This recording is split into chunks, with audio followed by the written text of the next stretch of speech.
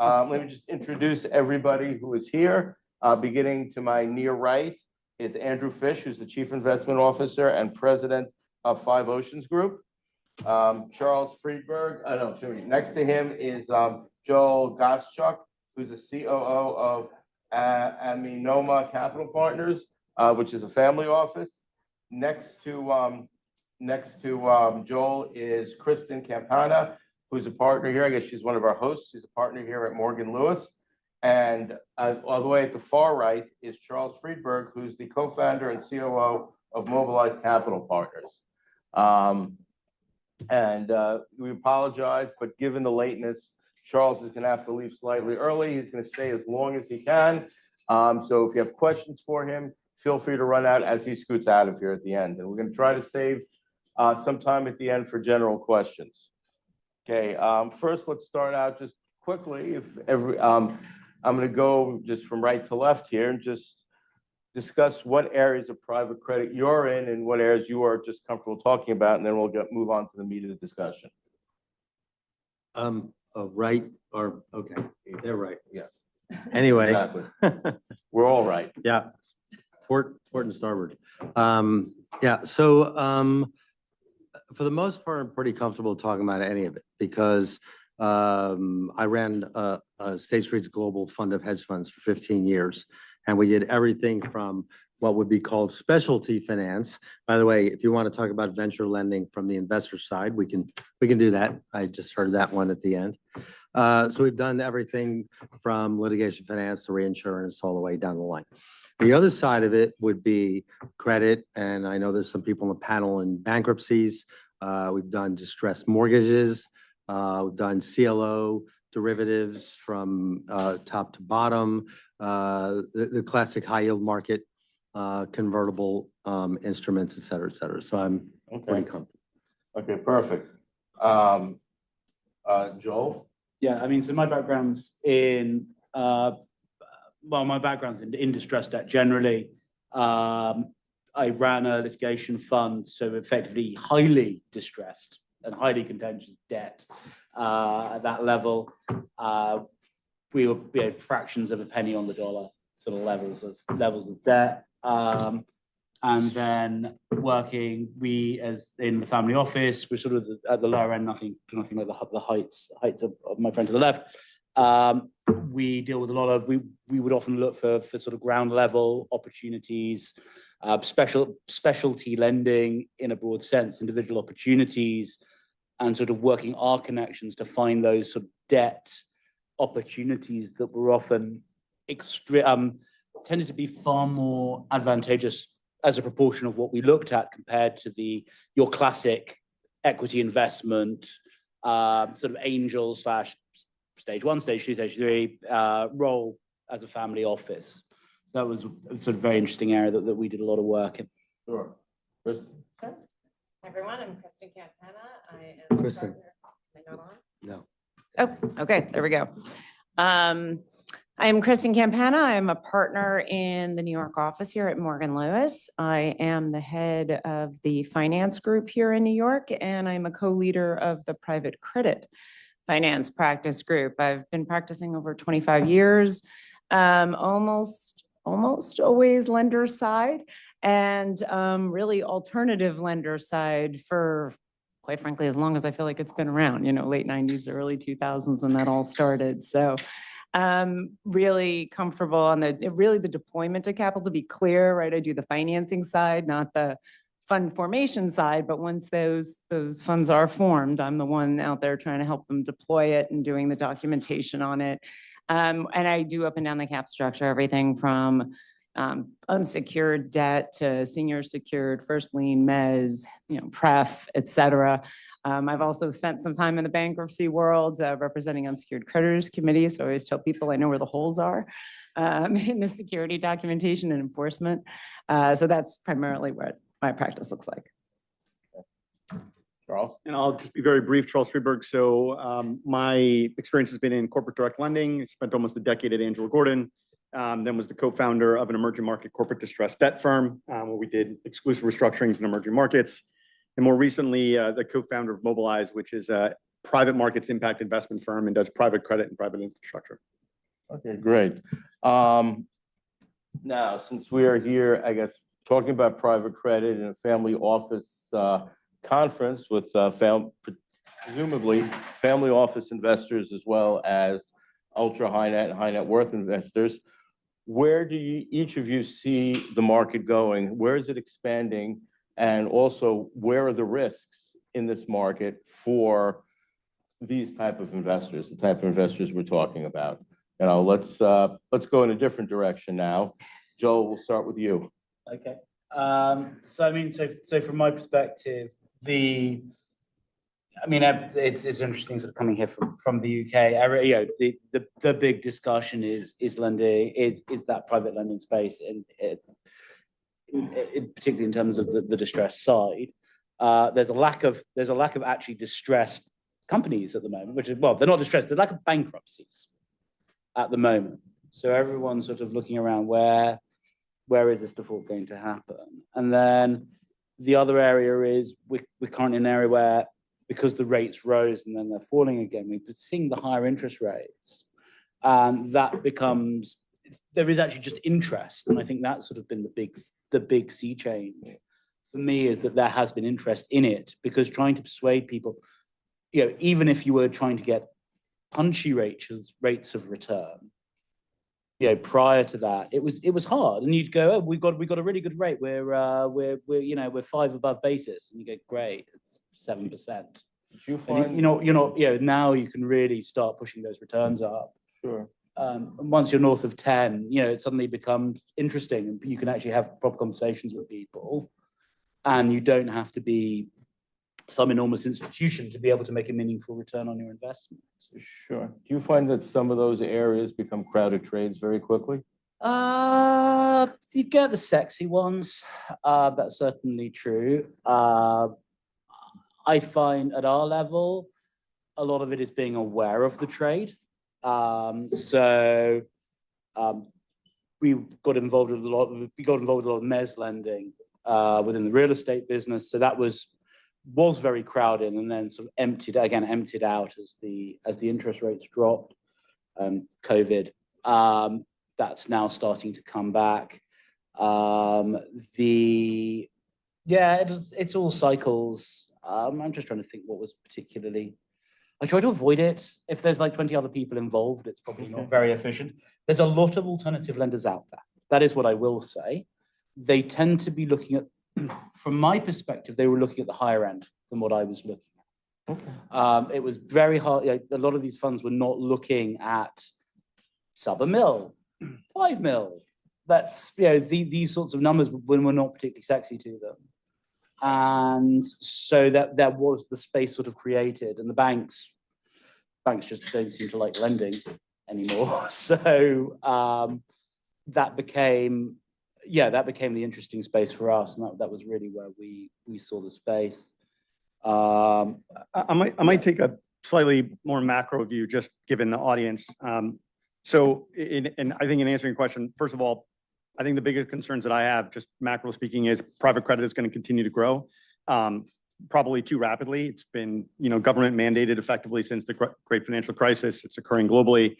And so if I was a family office looking to invest in private credit, my biggest concern is really the proliferation of liquid vehicles that are buying these instruments. And if you're invested with a manager who doesn't know who the other holders are of those instruments, my view from a more macro perspective is that there's going to be a problem in the asset class generally, as more and more liquid vehicles are holding what should be medium and longer term duration assets. When you're saying liquid vehicles, you're referring to interval funds? Interval funds, BDCs, LTAFs overseas, ELTIFs. You know, there's the whole democratization of private credit and alternatives generally, I think, is a risk to the asset class as it continues to grow, because that's the intent of credit, and private credit generally is not for them to be held for, you know, short duration or short periods of time. I would even add to that on one side, you have that risk, but what's really been happening more often in these products is just disappointment. When somebody says to you, oh, we're replacing the banks, just go the other way, because bank lending was never profitable, was not terribly profitable to begin with. The second thing is, to his point, you either have a mismatch, or if you don't, you're very limited into what you can do. So what we've seen is these double-digit expectations of returns end up at basically high yield. Well, high yield was 5.5, 6. Now it's closer to 8 type of returns at best. And what you don't have in some of these sort of products is at least the bank was regulated and had a fiduciary responsibility. The private fund has no such obligation. When it doesn't go well, which happened in 06 and 07, they can just walk away, and they don't have to. Now, they may underwrite the loans better, but your returns won't necessarily be higher. And I'll get to one last risk factor. You, as family offices, because I've been back in the family office world for, well, about 8 years now. I spent 20 years and then the other way. So what you should be asking about in any fund, what is their workout process? Because the long-term returns of almost every type of finance fund is about what you can do about the things that go wrong. You're a real estate bridge lender. Typical strategy, family offices can invest in. Can be quite good, actually. But when that bridge is a bridge to nowhere, the returns that you can get on that dollar you lent out matter a lot. The recovery value that you can achieve matters almost more than the top end returns for your long-term capital preservation returns. One of the thing I would add to that is actually, so I represent primarily funds, but also family offices as well. And so it's interesting to see how they may look at a credit differently. But what I've found in representing both banks and funds over the years, most of the funds that I represent, they will stay with the credit as opposed, for the most part, right? They're not gonna, while they can walk away, banks are very limited on what they can do with that debt, right? What can they convert it in? They can't take equity. They can't be too concentrated in this, that, and the other thing. But a fund, right? They can add in a tranche of mezz debt. They could put sub debt in. Work it out. They could work it out. They can take pref. They can take warrants. They can do all sorts of stuff that I think allows a certain level of flexibility, right? Which is why people like it. It's an extremely competitive market. To your point, I think the opportunity and the risk is exactly the same, which is there's a ton of opportunity and there's a ton of competition. And family offices are like they're smart. They look like funds. They're gonna, you should be looking at these products. And I think there's more opportunity personally at the lower end of the market, right? If you're talking from sizing of, if you're talking direct investment in companies. AUM. Yeah, I mean, I think, well, even if you were going to do just I've represented funds, family offices that have invested directly into a company, right? Just a pure direct That's what we investment. do. Right. Because we could do the funds. It's not generally been our strategy. Yeah.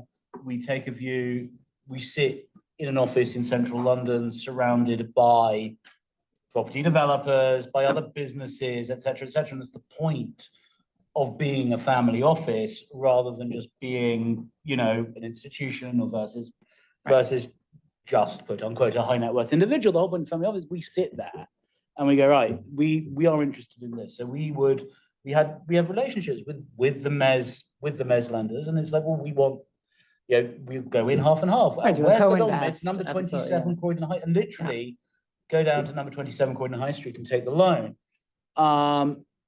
But you can't, and at that level, that's, again, you're in control because you're the family office. But it takes You a are whole the lot lender. more management, Yeah, right? There's a lot well, there is a lot of John, my follow-up question to that is, if you're doing it that way, though, you need the bandwidth Absolutely. in order to due diligence the opportunity. It's a If huge you're going amount of into a fund, you're essentially paying a management fee for To someone figure it else to out. do that for you. That's right.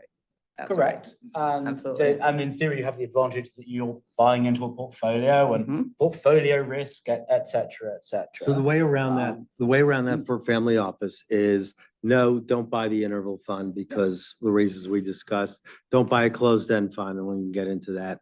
But there are some. Well, I don't know if I would make blanket generalizations about that, but I mean, I generally speaking, you just got to be aware of the strategy of the vehicle that you're going into. Do they have the proper resources to run it? I would say the low AUM thing comment, I would disagree with. I think it takes a certain infrastructure to run a proper credit fund versus an equity fund. Not all interval funds are bad, not all BDCs are bad, not all, other types of funds are bad. It's just, you have to be aware of what the underlying investments are and whether or not you're invested with a team that has proper asset liability mismatch and they're think- comfortable with. And I think to your first point, it's about this duration mismatch. And that's where going into the direct investment, going through that direct credit investment route, where you can really, that where is where you can really tailor for your office, and you can really sit there and go, what is our duration? Are we happy just to do bridge loans, mezz? Do we want to do? I mean, literally, we did some credit finance, so we were in and out in a month on some of this. Some of the trade finance stuff that we did.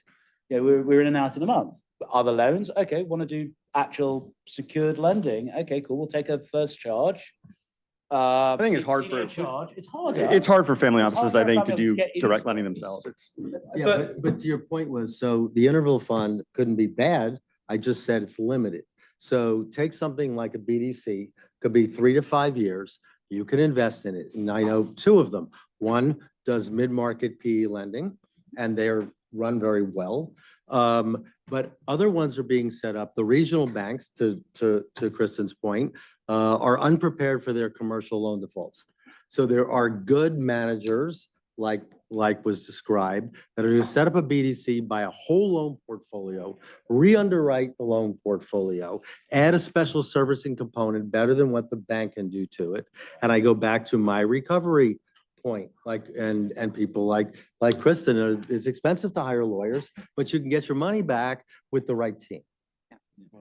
I mean, I think there is, I think, a very key, there's a sort of key difference between buying into a distressed situation, be it Those an are very actual bankruptcy or a troubled portfolio, where you may not know, and going into a transaction that has a level of risk. And I think that there is, I mean, you've always got to be prepared, but there is a fairly major fundamental difference Those are two very different in terms of strategies. your outlook, in terms of your outlook, in terms of your preparation for the transaction. But as well. there's a right price for everything, and the loan portfolio is going to have performing loans, stressed loans, non-performing loans. Yeah. And so you should be asking the manager about their process and how they're going to take advantage of it. But there's a right price for everything.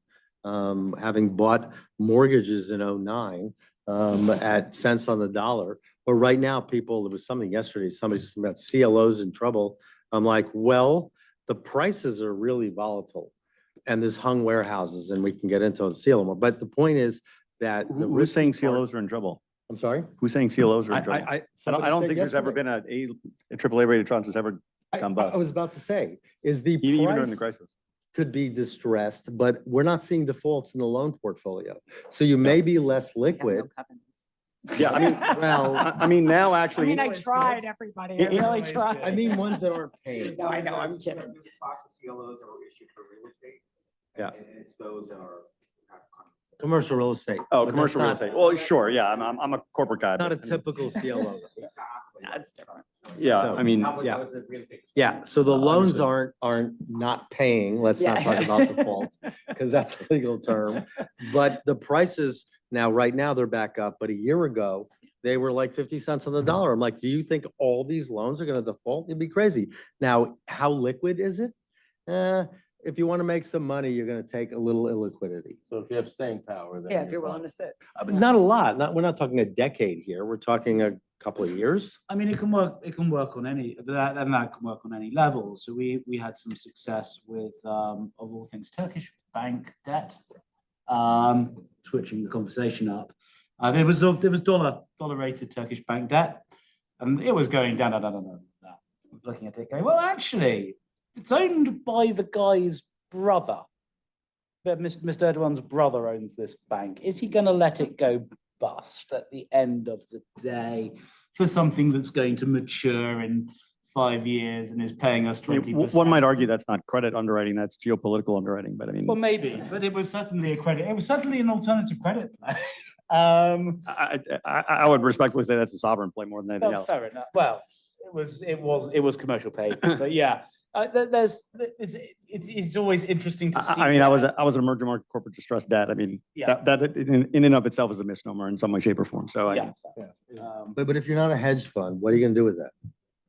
Well, you're not going to invest This is in the whole point about duration. This is the whole point about duration, because the whole point is dropping. And it'll keep dropping until about 2 months before it's going to be due, because everyone's scared of it. So you sit there, you collect your premium, and it matures, and you get your money back. And it was Hopefully. okay. Yeah. I'm But not that's why you get a higher premium. I'm not But saying that was there's also the anything thing. wrong with the It trade. was, I'm it was, saying no, this was as not a. family office investors that, you No, know, it was I a- work we- with would know how. No, to we do were an that. unusual, we were an unusual Yeah. we are, we were very capital markets focused family. I would say most of the Yeah. family offices I Yeah. don't use distressed debt as a sort of principal strategy. I mean, I think it, right? I mean, and I have represented funds that 100% sort of, we talked about this, that was their jam, because quite frankly, it takes an immense amount of bandwidth to do that. And to have a whole team, right, that can parachute in. Like a hedge fund. And manage it like a hedge Yeah. fund, but quite frankly. Family offices will do direct The lending, average kind of middle family market down office the is not fairway. Paul Singer's family Exactly. office, I agree with that. right? But, it's not but there gonna- is something from a family office perspective, if we gotta bring it back to the center a little bit, is that, so we used to have a saying, and is we only do credit in Europe in beer drinking countries. And it had nothing to do with beer. It has to do with the rule of law and how it can be applied. This is Europe. I'm not talking about even an emerging market. So So Germany and Belgium were good Germany, calls. Belgium, Britain, Holland, but not France, not Italy, So not what- Spain. Wine drinking countries Not out, Greece. bad, Because, beer drinking countries because when you good. go to court, even with everything in the right, you cannot get your assets back. Right. Now, let me just do 1 second on Asia. Whole different approach. There is rule of law in Hong Kong and places, but forget it. Just throw it out the window, it doesn't matter. There's 3 things you look for: the ability to repay, the willingness to repay, and the desire to repay. So let's just talk about number 3 for 1 second. All it comes down to, and I'm curious about the emerging market one, because I waited 12 years to get convert back from Brazil, but Par for the in course. our family That's- office I was gonna say portfolio. that's how But that rolls. my point is this, is that in those places, and I'd like your opinion as well, Mm. is that you look at who the borrower is. And this goes back to family office investing in a fund that does this. You look at who the borrower is, and is it more expensive for them, either their reputation, their business, whatever, is it more expensive to not pay you back or to pay you back? And no, so I wanted your opinion. Go ahead. I saw it's a little smirk, but go ahead. This was I mean, I don't know how relevant it is for this conversation, but I mean, emerging you're market. investing in a credit fund. Yeah, I mean, to me, it's more along the lines of, again, it all comes down to the laws in those countries and whether or not you have a shot, whether it's, New York law bonds or New York law debt or foreign debt. I mean, I did At the end of the judgment in Brazil didn't help for 12 years. They just didn't feel like paying us back, so they sold the company. so that's because Brazilian bankruptcy laws are not geared towards American investors. It I was mean, that's why Canadian you debt. generally will, I mean, if you're familiar with any of the oil companies, the oil and agri deals, even the New York law bonds got Make sure you get the Screwed, assets excuse my in the French. US. That's not the issue. The issue is you have to understand in emerging markets who you're investing with. And it's not a reputational I'm with thing. you. It's not a personal reputational thing because, we did deals with some, I would say, unsavory folks because that's just Indonesian oil. But at the end of the day, one of the things that I would dispute with what you said is that you're basically saying the only really thing you can invest in is ABL or asset-backed stuff. No, Well, how are you going to get your money back if it's just purely cash flow based investing? So I think at the end of the day, any credit, if you're a family office, if you're going to do direct lending, you should do it in a geography that you're comfortable with and that you have assets in. If you're not going to do it in a jurisdiction, if you're going to do it in a jurisdiction outside of whatever your home is, hire a professional and make sure that professional has good long-term track record and has proper, in-country assets. But there's a lot of generalities that you can say. At the end of the day, the question is kind of stick to your knitting. If you're gonna, private credit is a very generic term and it encompasses a huge amount of assets out there. And so for us to talk about private credit is is really a bit of a disservice because So I agree with everything you said. My point to an audience of investors and family offices, we're just coming up with what are the questions you should be asking before you put your money down? And I agree with everything you just said. well, For I would start with instance, what are your expectations? You know, what are your So, return expectations? What is your duration expectations? How much, what is this capital being utilized for? I mean, family offices have been great direct lenders in the US middle market for a very long period of time. There's reasons for that. You don't need as many resources in the US to defend yourself or Exactly. to collect as you do if you go to France, forget about it, you know, or Brazil. So, you know, that's a great thing to do. I think the question a lot of people are asking is, given what's going on in the economy today, the assumption that rates are going to be coming down, is this still an attractive place to go? And again, as I would allude to in the beginning, my biggest concern for anyone doing this business is who else are you in bed with? Because to me, that every bad situation that I've ever been involved in, it's generally been caused by one of two parties, either the company or one of my co-creditors. And if I can eliminate one of those, I can just take on the credit risk of the underlying company. And that, to me, if you're a direct lender, is the biggest Well, risk to It's take. interesting because I think in some ways you guys are, but you're both in many ways saying the same thing, just in sort of different versions, which is, right? So everybody's heard about the liability management transactions, right? That's the big hot topic in credit generally, right? And I think in sort of these smaller credits, you have, right, you have less risk of that, more of the direct lending when it's two-party, right? Knowing who your partner is, if your partner and you are truly locked arms, are you incentivized the same way? Do they have other interests that aren't necessarily going to coalesce with yours? And on the borrower side, right, very similar in the sense of jurisdiction. I mean, we did the same thing, right? I did a deal once where they're like, oh, there's this little property that we deal with in China. Yeah, it was like 60% of the business. And right, and you're getting like bupkis in China, in case you were wondering, as far as like a real estate interest. You know, our client walked, right? Like they had fully, like 90% of the way underwrote it. And then, oh, by the way, you know, surprise. They have a very rigorous underwriting, right? And staying true to that underwriting and staying true to whatever your underwriting and documentation principles are, your tolerance for a jurisdiction, a tolerance for an industry, right? I will tell you how many times I ask my clients, I'm like, you know, when we start pitching or talking to a new client, we say, you know, hey, is there anything, you know, you're really into or anything you're adverse to? And like 98% of the time it's like, I don't do oil and gas. I just want to Yeah, finish no, this no, thread please. for like 30 Absolutely, seconds. please. So one thing, talking about managers, and two managers I respect tremendously, Oak Tree, I knew the emerging market guy 25 years ago, and Brookfield. But what have they done? They've gotten together to make a retail product, which they're pushing. You guys can download the information, but go look at the returns. The returns are, and the fees aren't exactly cheap, and the returns are so pedestrian, it's an embarrassment to Oak Tree and Brookfield in my eyes. That's interesting. I think sort of bringing where we were, sort of the discussion points in terms of where does the family office come in? I think where a family office can really learn from these funds and the private credit industry is, and working with great lawyers as well, is the sheer flexibility within the loan agreements and the sheer flexibility you have as a lender to your opportunities. And again, particularly when you're at that sort of lower end, you don't have very competitive space, the amount of flexibility you have available to you is not to be underestimated. And I think that's something that can really be brought in if you, as a family office, in your credit pot as the family office.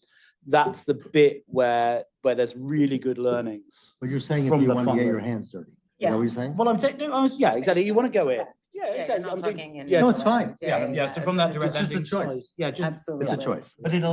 but just because you're doing directly doesn't mean you can't download that playbook and that universe Yeah. of things that you can do and really have a good conversation that works best for you and the borrower as well. It may well be that sort of thoughtful finance will actually help both parties. It's not about necessarily screwing someone over, but just creating the best outcome for everyone. But then you need to have the bandwidth in order to Knowledge. actually do what you need to do, and you need to have the expertise Yes. to due diligence, and so, you know, Yep. you're getting. And To underwrite it. yeah, Yeah. and You need a good lawyer. You need good lawyers and you need good experts, and That's why you have a family office and you're not a high net worth individual. Like, I mean, think what I've often found with many of the family offices that they, not surprisingly, multiple strategies. And sometimes there's, say, an industry or even a product that somebody within that, family feels very strongly about. Not surprisingly, we see a lot like, say, biotech and other areas like that, research, cancer research, things, those sorts of treatments, right, which people you can imagine may have a very strong emotional or other sort of attachment to.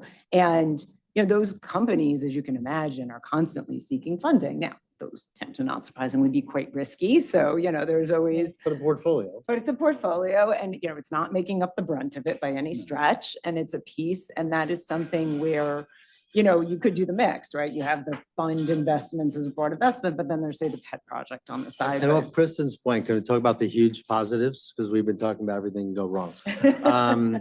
There's a huge positive to doing a little bit of work, and whether it's a lot of work or whether it's a little work, whether it's just on the manager, not on every loan in it, that the core of your assets, if you're an American or in real estate, the stock market, and in what I'll call beta to credit, whether it's private or otherwise, what these funds can do for you, and we've talked about a bunch of different kinds, is they will diversify you away from the similar risks, the credit risks of a recession, because they're specialized, the interest rate risks up or down.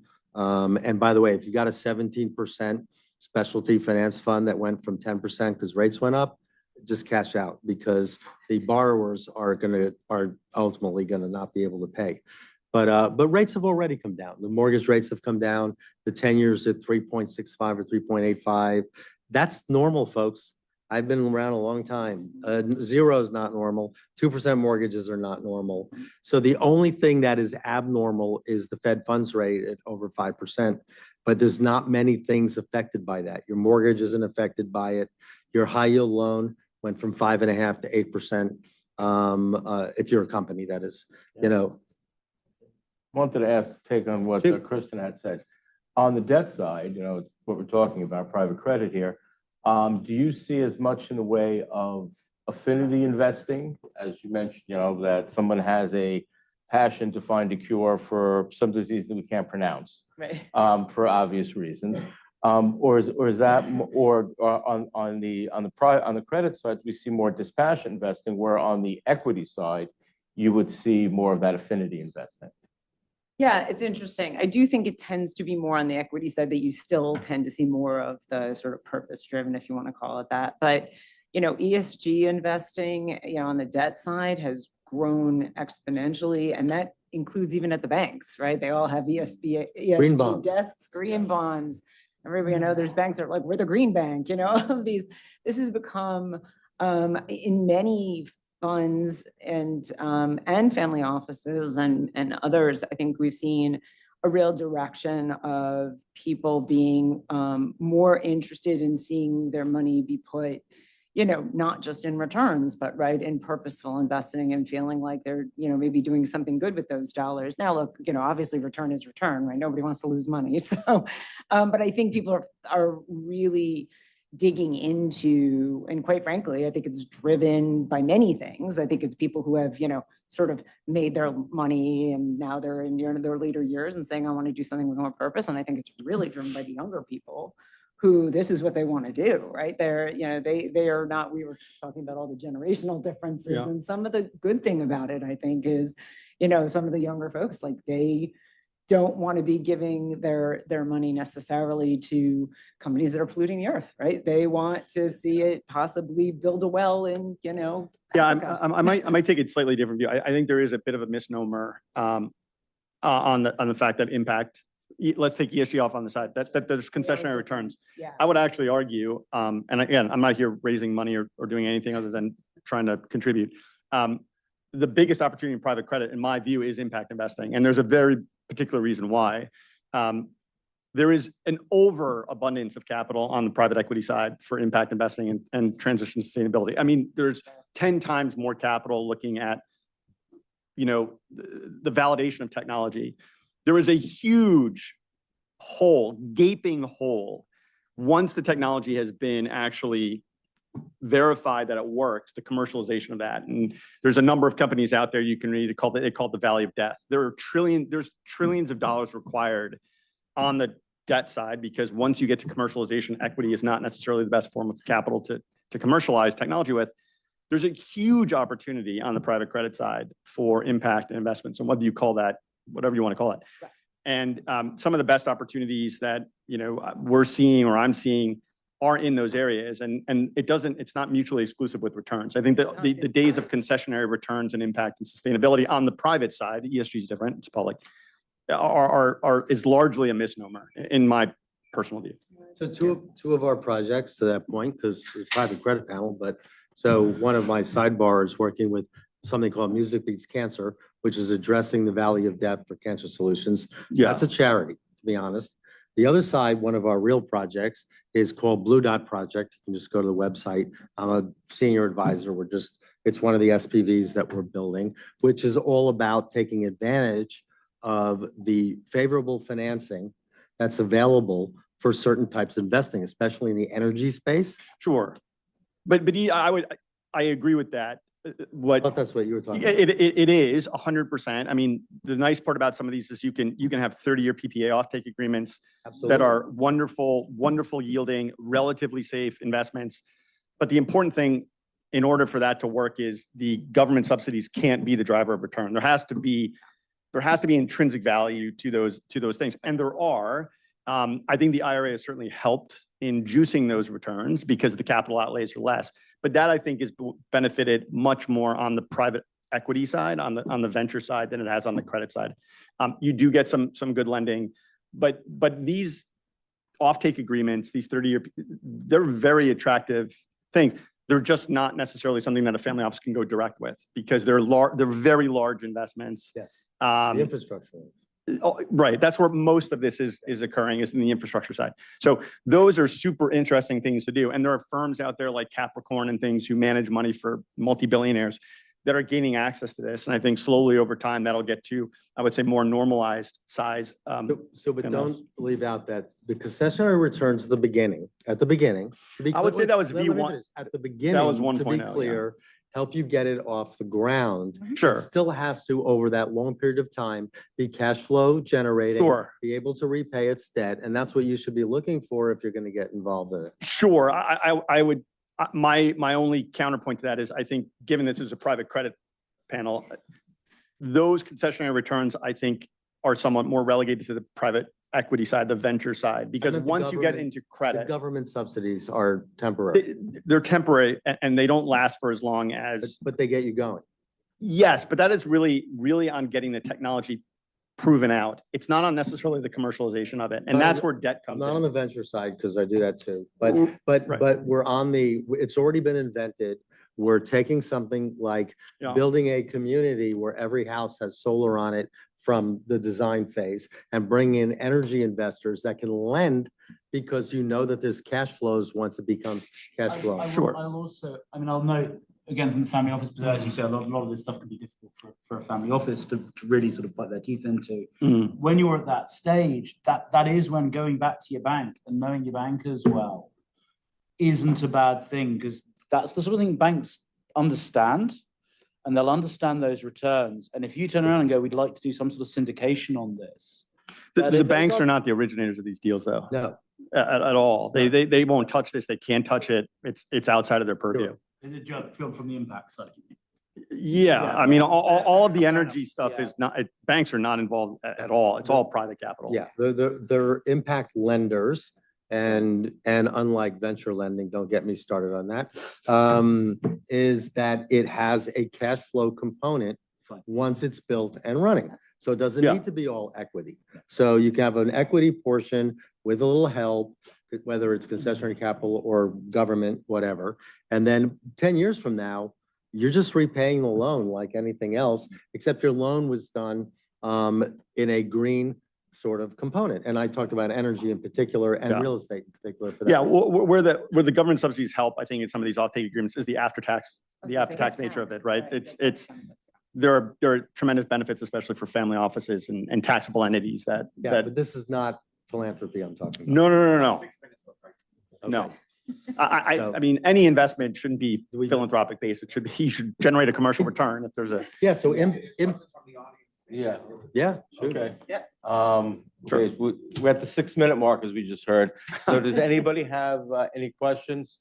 Sure, over there. I guess a question statement, and what I'm hearing you guys is, and what I see myself, is it depends on the stage of development of the company and where they are in its development in terms of what kind of capital that they need to receive, whether it's credit, philanthropy, impact investing, investment things. Sure. That cycle. It's always a mix. Yeah, if you're a cash flow negative company, you're burning cash. It's going to be hard to take on debt. That's the venture lending problem. You know. Eventually. Yeah.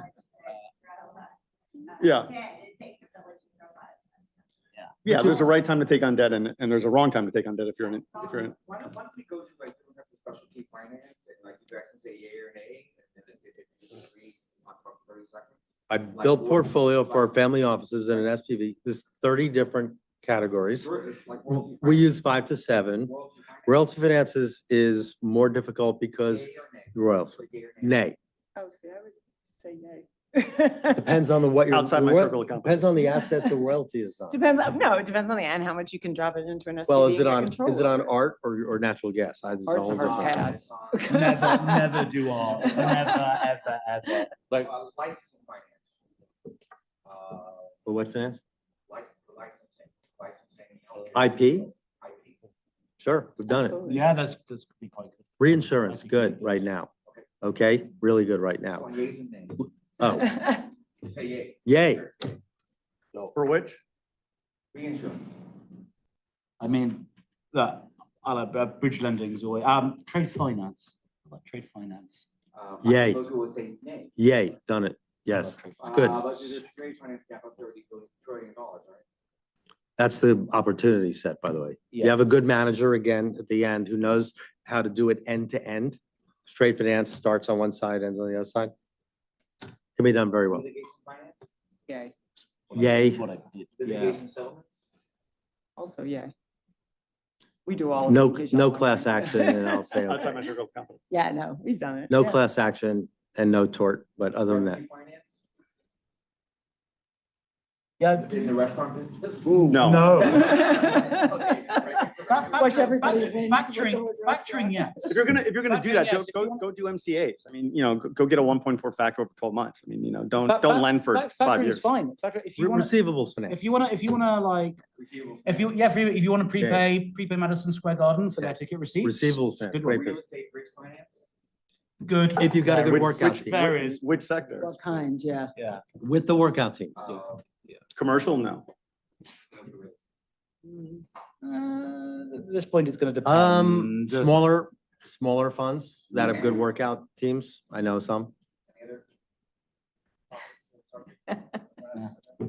I said there's 30. Question over there. yeah. It's a little bit off topic, and I don't know if y'all are able to answer, but as a taxable investor, what structure do you see that, you know, is efficient for? Offshore. Uh, What about PPLI? Green, Yeah, PPLIs are good wrappers to have. Green- There's certain green things, finance. you know, certain things you can put in them, but yeah. Yeah. green finance and a lot of BDCs can set up things like private equity lending in a tax favorable way.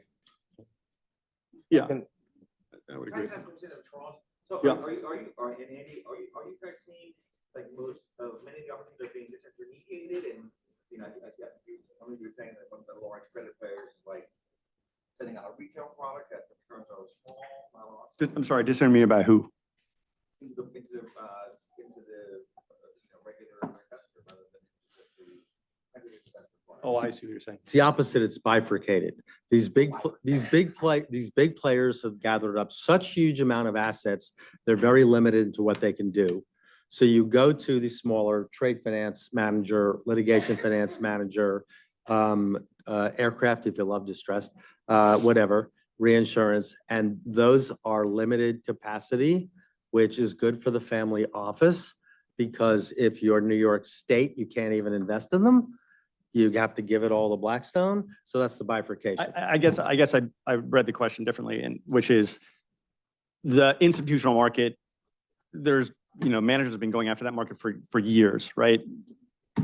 The intermediary or retail channel is brand new. It's never been open to the private credit market. And so I think there's a huge land grab that's going on after there. And that's why a lot of these vehicles are coming on board. I mean, Apollo has dedicated, I think, 100 people to the intermediary and retail channels. That's So new for them. I think that's how I For would. example, in 2008, a lot more guys got into peer-to-peer lending.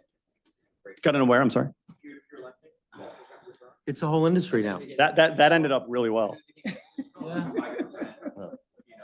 The markets. Lending Club is doing what today? Markets get efficient and debt markets there's a lot of people in, as to your word, there is no such thing as public credit. There is only private credit. The credit market is not inefficient. It's got gaps in it, but by and large, UK, Europe, US, these are relatively efficient markets. Once you start getting people in, it will drop Fed rate. And it will just, because that is the efficiency. Until too much capital chases too few opportunities. Yeah, Which is- that's what I would argue that the point is. But again, the government, at least we'll talk about the US, the government has mandated that private credit has to step in. They have limited the traditional. So private credit, whether you like it or not, is going to continue to grow exponentially because it is required to do so. Yeah. So again, it just gets back to, if you want to do direct middle market, you're not going to find a whole lot of unique stuff out there. You're going to have to begin as an investor, go to find less trafficked areas. That's the way every asset class evolves over time. What about the capital stack of credit syndicates?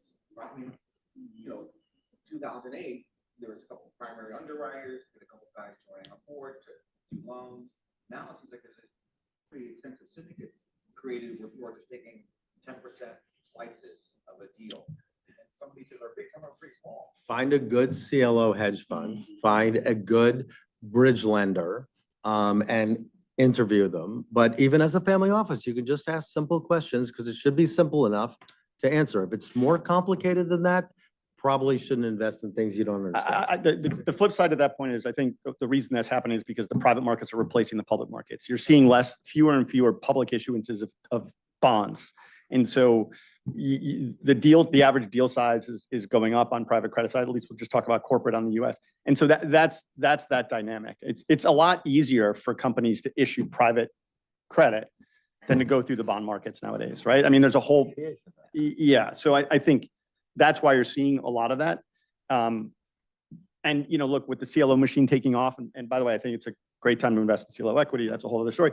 I was saying, thank you. That's become a machine. That is a financing machine now that has replaced, from 20 or 30 years ago, what was more traditional means. But it's underfunded, so the prices are volatile but good. Buy it when it goes Typically, down. CLO equity does best as rates are coming down. Or And hung historically warehouses. speaking. Yeah.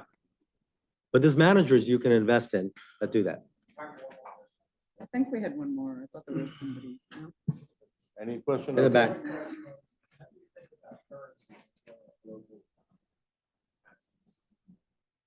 Same way you think about anything. Depends on the currency. Currencies, yeah.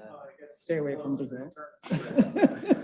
You factor it in, currency risk is currency risk, debt is debt. If you're borrowing in different currencies, that risk sits there. We had some personal stuff with francs. We were sort of dealing with franc euro rates. It hurt us. In some cases it hurt us, in some cases it's helped us. But yeah, it's just something, if you're an international family office, you just have to manage it. Yeah, And yeah, that just I- falls with everything you do with multiple currencies. I would, the way we did it back at my prior firm was, we assume that we're going to be wrong. If you can't underwrite, currency going against you and make the investment work, don't do it because, hedging is expensive, especially in, overseas. But Japan was 40% off until a few weeks ago. I was telling everybody, just buy Japanese assets in dollars and forget the currency because the assets are good. The that trade just blew companies up. are good. Sorry? That trade just blew up. I know it did. Yeah. But that was, but if you're a I've been to Japan 30 times around a whole fund, but if you're a family office investor investing in a company, a portfolio, not the currency, not government bonds, then you're buying your cash flow cheap And then when the unwind happens, which is what it just did, it was a huge carry trade, you don't care. You don't care. You own quality investment and you got it cheap, which gives you room for error on currency rather than hedging. From a family office perspective, I mean, this is again sort of more sort of continental Europe side of things. If you have as a family office assets overseas that you're or lifestyle that's happening overseas, again, you should be managing your current, that may well be investments that you're just going to drive because so what? Your child's going to go to finishing school in Switzerland and then go to university in Paris because why not? But you want to have some francs and you're going to want to have some euros. So, okay, cool. So I've done some debt trades in euros. So the currency went against me. So what? I'm still paying for her apartment in euros rather.